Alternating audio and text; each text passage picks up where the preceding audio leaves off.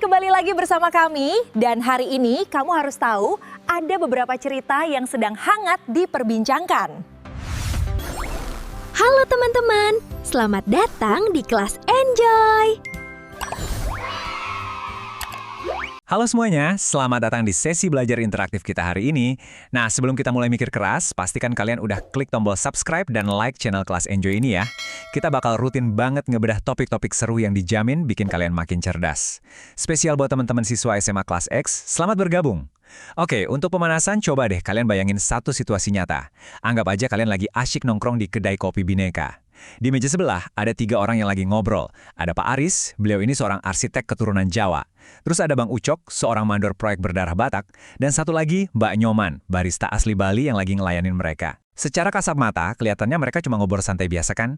Tapi tunggu dulu. Kalau kita pakai kacamata sosiologi, interaksi mereka ini sebenarnya nyimpen lapisan struktur sosial yang dalam banget loh. Kira-kira, gimana sih kita mendefinisikan perbedaan suku di antara mereka? Terus gimana dengan perbedaan jabatan antara si arsitek dan mandor tadi? Dan yang paling penting, apa jadinya kalau sampai muncul prasangka di antara mereka?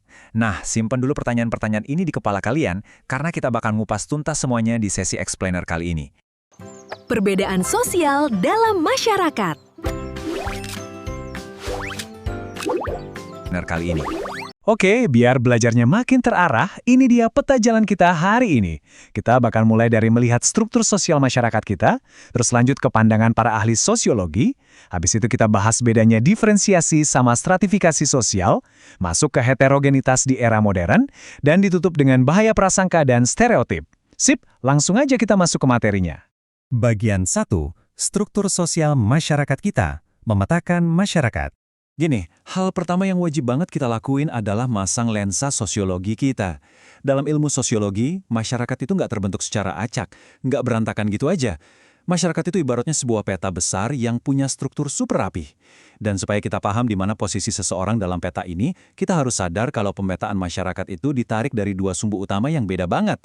Balik lagi ke teman-teman kita di kedai kopi Bineka tadi ya, interaksi mereka itu sebenarnya lagi jalan di atas 2 garis ini. Coba bayangin deh, ada sebuah garis lurus yang membentang dari kiri ke kanan, mendatar gitu. Nah, ini yang kita sebut perbedaan horizontal atau istilah kerennya diferensiasi. Di garis ini, nggak ada yang posisinya lebih tinggi atau lebih rendah. Semuanya benar-benar sejajar. Sekarang, ganti bayangin sebuah tangga atau garis yang menjulang lurus dari bawah ke atas. Ini namanya perbedaan vertikal atau stratifikasi. Kalau di sini jelas ada lapisannya, ada hierarki, ada yang lagi di puncak, ada yang di bawah. Memahami bedanya garis mendatar dan garis vertikal ini tuh krusial banget loh, ibarat pondasi utama buat semua hal yang bakal kita obrolin hari ini. Lanjut ke bagian 2. Pandangan para ahli sosiologi. Teori dasar. Nah, dari gambaran garis horizontal dan vertikal tadi, kita kenalan dulu yuk sama arsitek-arsitek akademis di baliknya. Tokoh pertama kita ini namanya Talcott Parsons. Pandangan Parsons ini unik banget. Dia ngeliat masyarakat itu persis kayak sebuah organisme yang hidup. Atau ya kayak tubuh manusia lah. Di dalam tubuh kita kan ada jantung, paru-paru, otak yang fungsinya beda-beda, tapi saling butuh satu sama lain ya kan? Nah, masyarakat menurut Parsons juga gitu. Struktur sosial itu sebenarnya adalah keterkaitan antar manusia yang ngebentuk sebuah sistem. Jadi, setiap bagian dalam masyarakat itu benar-benar bergantung sama bagian yang lain, supaya fungsi dan keseimbangan sosialnya tetap terjaga dengan sempurna. Ibaratnya, kalau satu bagian sakit, ya semua kerasa dampaknya. Terus, apa yang dibilang sama sosiolog kebanggaan kita, Surjono Sukanto? Kalau tadi Parsons ngelihatnya dari jauh, ibaratnya kayak ngelihat sistem tubuh secara utuh, nah Sukanto ini narik fokusnya lebih dekat, langsung ke level individu. Beliau nekenin banget kalau struktur sosial itu hidup lewat hubungan timbal balik antara posisi sosial dan peranan sosial. Maksudnya gimana tuh? Sesimpel ini, siapa sih diri kalian di masyarakat dan apa yang kalian lakuin sehari-hari? 2 hal ini bakal terus berinteraksi sama peran-peran orang lain di sekitar kalian. Benar-benar bikin kita sadar kalau peran kita sekecil apapun itu penting banget buat masyarakat. Oke, tokoh ketiga ada J. Nasikun. Beliau ini secara brilian berhasil motret betapa uniknya struktur sosial masyarakat Indonesia. Nasikun nyebut struktur kita ini multidimensional. Secara horizontal atau mendatar, masyarakat Indonesia itu diikat sama kesatuan sosial yang ragamnya luar biasa. Kita punya ribuan suku bangsa, bermacam agama, dan adat istiadat yang bisa hidup berdampingan. Cakep banget kan? Tapi tunggu dulu, secara vertikal Nasikun juga nyorotin kalau ada perbedaan yang lumayan tajam nih, terutama di bidang ekonomi dan politik. Ini yang bikin ada pemisah antara lapisan masyarakat atas sama lapisan bawah. Jadi ya begitulah potret realitas struktur kita. Indah bener, tapi di saat yang sama juga super kompleks. Masuk ke bagian 3, diferensiasi versus stratifikasi sosial. Konsep nyata. Jadi poin krusialnya setelah kita dengerin teori-teori tingkat dewa tadi, wujud aslinya di keseharian kita tuh kayak gimana sih? Tabel ini ngegambarin dengan jelas banget apa yang kita sebut sebagai diferensiasi sosial. Ingat loh, ini garis yang mendatar tadi. Di sini orang-orang digolongkan berdasarkan kategori ras, suku bangsa, klan, sampai agama. Contohnya nih, ada suku Sasak, Jawa, sama Bali. Secara sosiologis, nggak ada satupun dari suku, agama, atau ras ini yang derajatnya lebih unggul atau lebih rendah dari yang lain. Semuanya setara. Balik lagi ke cerita kedai kopi Bhinneka tadi. Identitas Pak Aris yang orang Jawa, Bang Ucok yang Batak, dan Mbak Nyoman yang dari Bali, itu murni sebuah diferensiasi. Mereka ini sejajar, setara, dan justru saling memperkaya satu sama lain. Terus, apa jadinya kalau masyarakat itu dipisah-pisahnya secara vertikal, alias atas bawah? Nah, disinilah konsep stratifikasi masuk. Seseorang bisa ada di anak tangga yang lebih atas atau lebih bawah itu karena 4 kriteria utama ini. Kekayaan, kekuasaan, kehormatan, dan ilmu pengetahuan. Biar gampang ngebayanginnya, coba deh ingat-ingat struktur di sekolah kalian sendiri. Di paling puncak ada kepala sekolah, bener nggak? Terus di bawahnya ada bapak ibu guru, turun lagi ada staf tata usaha, sampai akhirnya di bawah ada kalian, para siswa. Itu dia contoh nyata hierarki vertikal. Kalau di kasus kedai kopi kita, posisi Pak Aris sebagai arsitek dan Bang Ucok sebagai mandor, itu jelas nunjukin adanya sertifikasi profesi, yang dasarnya adalah ilmu pengetahuan dan seberapa besar kekuasaan mereka di lapangan proyek. Lanjut ke bagian 4, heterogenitas di era modern, keberagaman masa kini. Tapi ya, masyarakat itu kan nggak diem aja. Karena adanya modernisasi dan urbanisasi yang masif banget, masyarakat kita ini berevolusi jadi campuran yang super heterogen. Makanya di era modern ini kita kenal yang namanya heterogenitas profesi. Kalau zaman dulu orang kerjanya mungkin kebanyakan bertani atau jadi nelayan. Zaman sekarang, wah profesinya spesifik banget. Ada yang jadi dokter, montir, bahkan profesi modern kayak YouTuber. Ini ngebikin masyarakat kita beragam banget berdasarkan keahliannya. Nah, di sisi lain, kita juga punya heterogenitas jenis kelamin, dan ini penting banget buat kalian catat. Secara sosiologis, kedudukan laki-laki dan perempuan itu benar-benar sejajar sempurna di garis horizontal. Gak ada ceritanya perbedaan biologis itu bikin satu gender posisinya lebih tinggi dari gender yang lain. Benar-benar setara ya teman-teman. Terakhir, bagian 5, bahaya prasangka dan stereotip, dinamika sosial. Masalahnya nih, pas masyarakat yang super beragam ini mulai berinteraksi, sering banget muncul gesekan. Ahli sosiologi Michael Benton ngasih analisis yang tajam banget soal prasangka. Beliau jelasin kalau prasangka itu sebenarnya bukan cuma perasaan nggak suka yang tiba-tiba nongol tanpa sebab. Nggak gitu. Prasangka itu justru reaksi pertahanan diri karena ada kompetisi, perebutan sumber daya yang jumlahnya terbatas. Bayangin aja Bang Ucok si mandor sama Pak Aris si arsitek tadi lagi rebutan otoritas soal anggaran proyek di lapangan. Nah, rasa saling curiga, takut kalau pihak lain bakal ngambil keuntungan dari mereka, itulah akar dari prasangka menurut Benton. Semata-mata gara-gara kompetisi yang bikin defensif. Sekarang kita nyambung ke William Kornblum dan teorinya tentang stereotip. Kalau prasangka tadi lahir dari kompetisi, nah stereotip ini kerjanya lewat pelabelan atau cap sosial. Ini kejadian pas satu kelompok nempelin label yang kaku banget dan biasanya negatif ke kelompok lain. Misalnya, ada yang asal ngecap, semua orang dari suku A Makassar, atau profesi B itu pasti tukang tipu. Wah, ini bahaya banget. Stereotip ini sengaja dibikin buat apa coba? Ya buat ngejaga jarak, ngeksklusi orang lain, dan biar ngerasa kelompoknya sendiri itu yang paling benar. Jelas dong, cara pandang kayak gini bisa ngancung leburin kerukunan kita. Jadi, mari kita balik lagi ke meja di kedai kopi Bhinneka. Pak Aris yang Jawa, Bang Ucok yang Batak, dan Mbak Nyoman yang Bali itu adalah wujud indah dari diferensiasi horizontal. Semuanya setara, semuanya ngebawa kekayaan budaya masing-masing. Tapi status mereka sebagai arsitek, mandor, dan barista itu adalah wujud dari stratifikasi vertikal. Menyadari dua hal ini bikin kita jauh lebih bijak loh. Kalau misalnya Bang Ucok dan Pak Aris debat soal proyek, kita jadi tahu, itu kemungkinan besar karena persaingan yang memicu prasangka, bukan karena stereotip kaku soal suku Jawa dan Batak. Pemahaman sosiologi ini tuh ibarat tameng kita. Nah, sekarang saya mau lempar pertanyaan ini ke kalian. Di mana sih posisi kalian dalam struktur sekolah dan lingkaran pertemanan kalian? Dan setelah ngerti ilmunya hari ini, gimana caranya kalian pakai pemahaman ini buat secara aktif mencegah prasangka di lingkungan kalian sendiri? Coba pikirin baik-baik ya, karena kalianlah agen perubahan sosial masa depan. Teruslah belajar, dan sampai jumpa di sesi kelas Enjoy selanjutnya. Aturan latihan soal online. Pertama, silakan siapkan alat tulis dan lembar jawaban mandiri sebelum memulai video. Kedua, Simak setiap soal dengan teliti, kemudian tuliskan soal dan jawaban Anda pada lembar tersebut. Ketiga, setelah sesi pembahasan selesai, hitunglah total jawaban yang tepat. Keempat, wajib menuliskan skor akhir jumlah benar dan jumlah salah di kolom komentar sebagai bukti partisipasi dan bahan evaluasi. Kelima, waktu pengerjaan satu soal 40 detik. Selamat mengerjakan. Jangan lupa berdoa.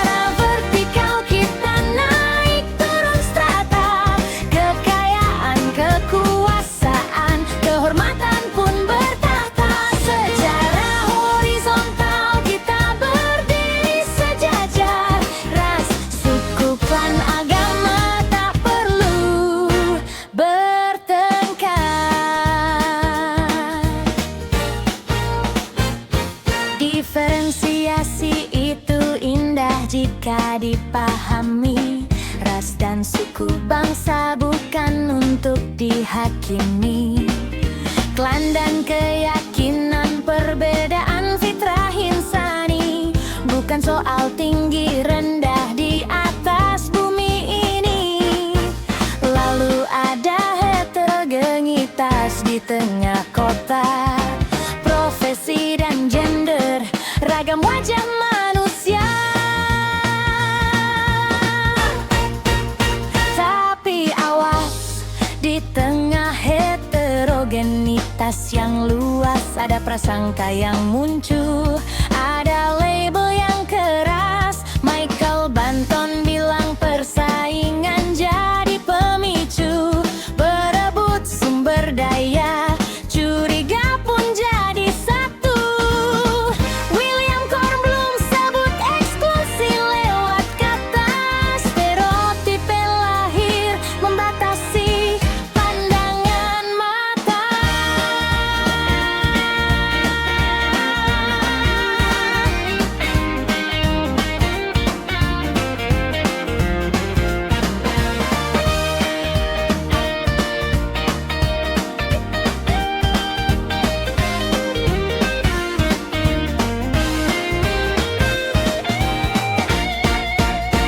Ini struktur sosial, kata nasi kun multidimensi. Ada pelapisan, ada juga diferensiasi. Secara vertikal kita naik turun strata, kekayaan, kekuasaan, kehormatan pun bertahta. Secara horizontal kita berdiri sejajar, ras, suku, klan, agama tak perlu bertengkar.